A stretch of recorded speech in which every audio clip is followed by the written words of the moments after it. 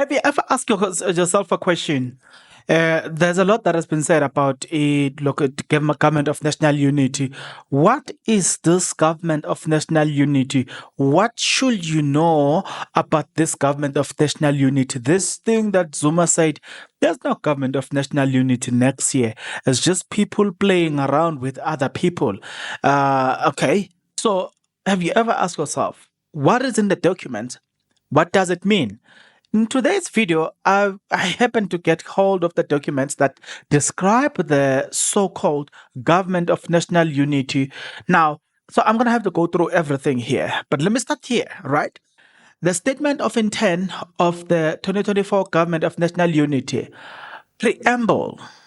First, South Africa has made strides since 1994 towards establishing a non-racial, non-sexist, united democratic society, improving the lives of all who lives in it. We are building a democratic state guided by progressive constitution and a system of institution that aim to translate the values of the constitution into practice.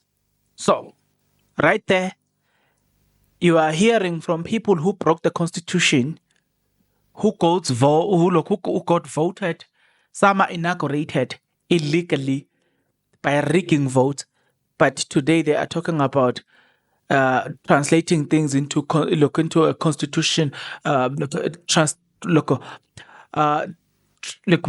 they want to do. But the bottom line is that they are talking about constitution and practicality. What does the people who knows nothing about that have to tell us? Why would they tell us about practicality of the constitution? Number two, the 2024 national and provincial election was highly contested. And at times, divisive. The result of the election have the potential to foment further political and social fragmentation. Relatively low level of voter turnout registration suggests growing alienation from the political system.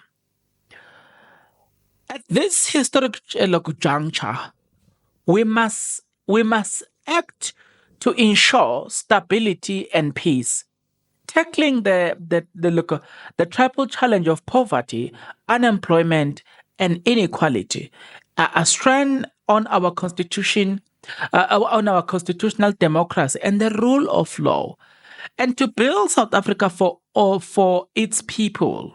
Number four, the people of South Africa expect us to work together as political parties to achieve these objectives and to usher in a new era of peace, justice, and prosperity. Okay?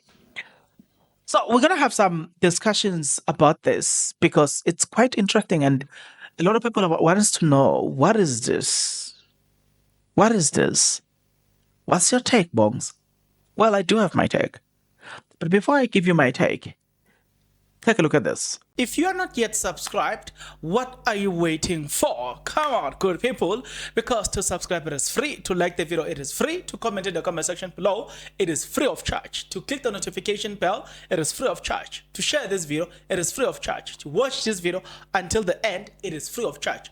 Also, good people, come on, to watch the ads, it's free of charge, and that's how you financially contribute to this YouTube channel. Speaking about financially contribution to the channel, you can become a member of this YouTube channel from as little as 20 Rand a month. You can also use the super thanks button.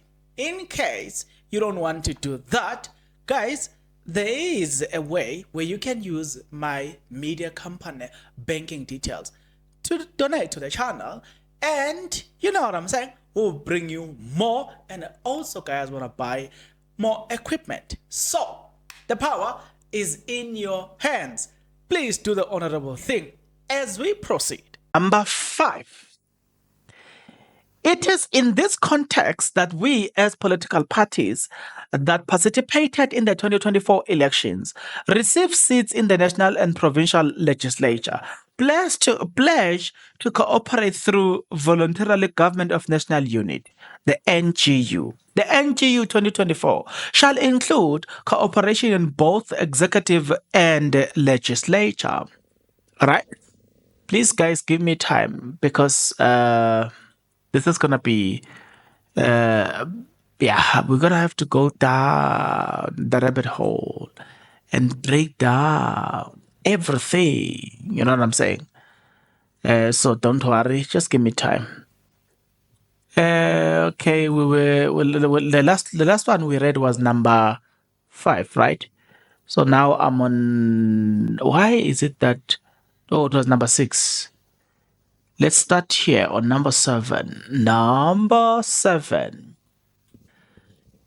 The parties reaffirm our collective commitment to the founding values of the Constitution and preamble of the Constitution, which reads, we, I quote, we, the people of South Africa, recognize the injustices of our past, honor those who suffered for justice and freedom in our land, respect those who have worked to build and develop our country, and believe that South Africa belongs to all who live in it, united in our diversity.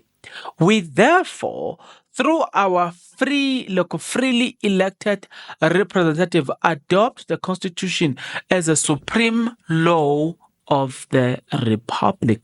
Close quote.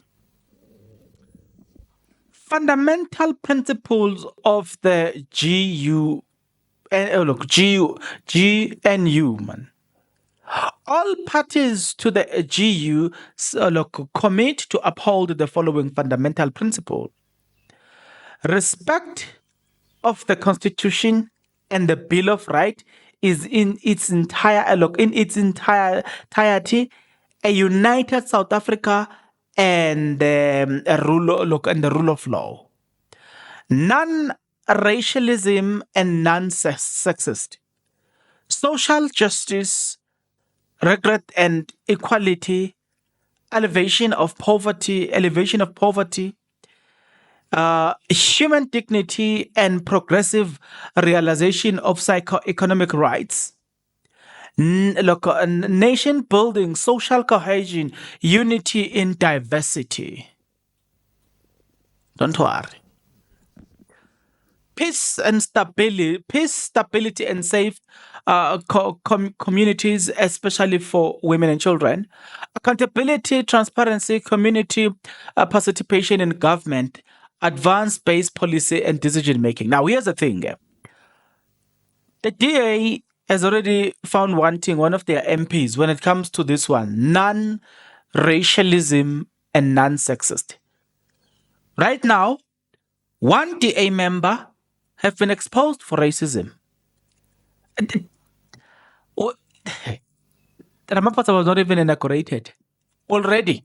Boom. You know what I'm saying? So it's very. So these documents, guys, means nothing. Like literally, this document, guys, means literally nothing. Because if people can't or cannot live look at these documents, then what's the point of having the document? Then look, it continues to say a professional and a merit-based, non-partisan developmental public service that puts people first, integrity and good governance, and accountable leadership. All parties that are part of the GUN commit to these principles. The GU is constituted in the interest of all South Africa. This statement of intent will therefore be a public document to ensure accountability, foster trust between the electorate and the political parties that forms part and parcel of the GU. Basic minimum program for priorities. As parties to the to the GUN, we agree that the seventh administration should focus on the following: right, rapid, inclusive, and sustainable economic growth, the promotion of fixed capital investment and industrialization, job creation, transformation, livelihood support, land reform, infrastructure development, structural reform, transformational change, fiscal stability, and sustainable use of our national resources and development. Microeconomic management must support national development goals in sustainable manner. Creating a more just society by tackling poverty, spectral inequality, food security, and high cost of living, providing a social safety net, improving access to the quality of basic services, and protecting workers' rights. Stabilizing local government, effective cooperative governance, the assignment of cooperative responsive what is it responsive what? Let's see. But yeah, that's the long and short of the document. Now, I want you to tell me this. This is just a document written to live the document or to practice what the document says. It's a different ball game altogether. The NGU is a marriage of two parties that don't see eye to eye from value perspective. Therefore, how do you expect a marriage of two people that don't see eye to eye? That's a problem that troubles me till to date. I don't even understand, like, honestly speaking, what to look for. There's nothing that really excites about this. But nonetheless, it's okay. I had to read it to you. Do you believe in the document? That's the last question I have to ask you. Do you believe that this document will translate into reality?